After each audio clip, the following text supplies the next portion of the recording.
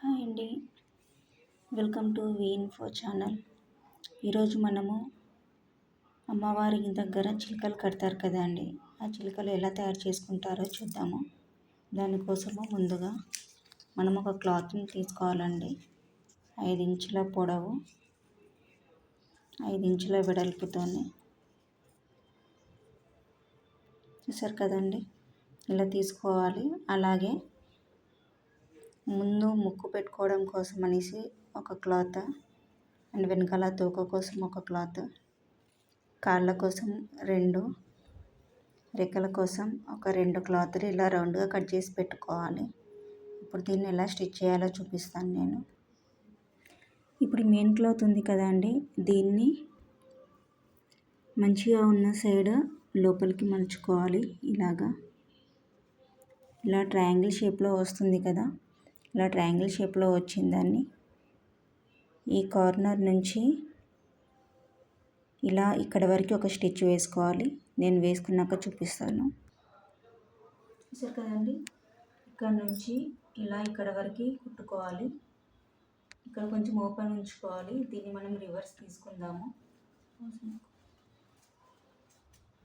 కదండి. ఇలా రివర్స్ తీసుకున్నాం కదా, ఇప్పుడు దీని లోపల మనము తుక్కు పెడదాము. నేను దేవుని కోసం రెడీ చేస్తున్నాను కాబట్టి నేను దేనికోసం వాడనిది తీసుకున్నాను. మీరు ఇంట్లో పిల్లల కోసం ఆడుకోవడానికి చేశారనుకోండి, మీరు ఏదైనా పెట్టేయచ్చు. కాకపోతే నేను మాత్రం టైలరింగ్ మిషన్ దగ్గర వాళ్ళు కట్ చేసినాక మిగిలిన క్లాత్ ఉంటుంది కదండి, అది తీసుకొచ్చి నేను దీంట్లో ఫిల్ చేస్తున్నాను. చూడండి, ఇదంతా ఇలా ఫిల్ చేయాలి. చూసారు కదండి, ఇలా ఫిల్ చేసుకోవాలి.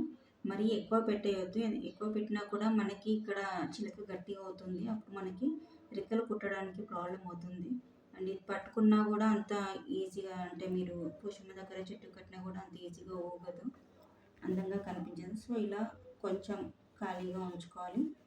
అండ్ దీన్ని చూడండి, ఇలాగ కొంచెం మలిచి ఈ సైడ్ కూడా మలిచి ఇక్కడ ఒక స్టిచ్ వేసుకోవాలండి. ఎందుకంటే ఈ లోపల మనం ఫిల్ చేసాం కదండి క్లాత్ అంతా, అది బయటికి రాకుండా ఇక్కడ నుంచి ఇక్కడికి ఒక స్టిచ్ వేసుకోవాలి.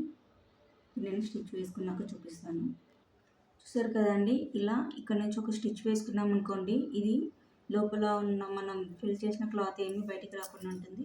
ఇప్పుడు ఈ సైడ్ మనము ముందు ముక్కు పెట్టుకుందాము.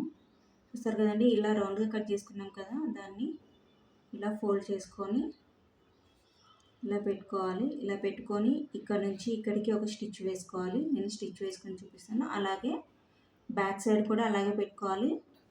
ఈ 2 నేను పెట్టిన తర్వాత మీకు మళ్ళీ చూపిస్తాను.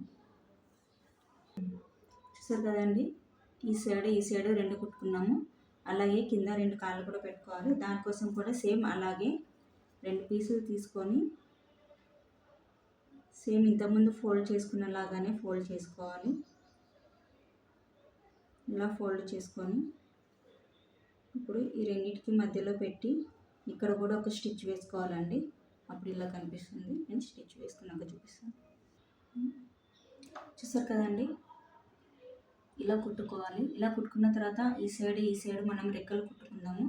కాకపోతే అది మిషన్ మీద రాదండి, అది కంపల్సరీ చేత్తోనే కుట్టుకోవాలి. ఎందుకంటే ఇవి కూడా చేత్తోనే కుట్టవచ్చు, కాకపోతే టైం ఎక్కువ తీసుకుంటుంది అండ్ చూడడానికి కూడా నీట్గా కనిపించదు. ఇలా మిషన్ ఉంటే మాత్రం మిషన్ మీద ఒక స్టిచ్ వేసుకుంటే తొందరగా అయిపోతుంది. అండ్ రెక్కల కోసం కూడా సేమ్ ఇలాగే ఫోల్డ్ చేసుకోవాలి. ఫోల్డ్ చేసుకొని ఇటొకటి ఈ సైడ్ ఒకటి పెట్టుకోవాలి. ఇలా పెట్టుకొని మనం సూది దారంతోనే కుట్టుకోవాలండి. చూసారు కదండి, ఇలా కుట్టుకోవాలి. ఇప్పుడు ఇలా కుట్టుకున్న తర్వాత మధ్యలో ఒక దారం పెట్టుకుంటే మనకి చిలక చాలా అందంగా కనిపిస్తుంది కదండి. చాలా బాగుంది కదా. ఈ చిలక కనుక మీకు నచ్చినట్టయితే లైక్ చేయండి, షేర్ చేయండి. అండ్ ఈ చిలక ఎలా ఉందో కామెంట్ కూడా చేయండి. అండ్ మా ఛానల్ని సబ్స్క్రైబ్ కూడా చేసుకోండి. ఇలాంటి మరిన్ని వీడియోస్ కోసం మమ్మల్ని ఎంకరేజ్ చేయడానికి మా ఛానల్ని సబ్స్క్రైబ్ చేయండి, మర్చిపోకండి. Thank you.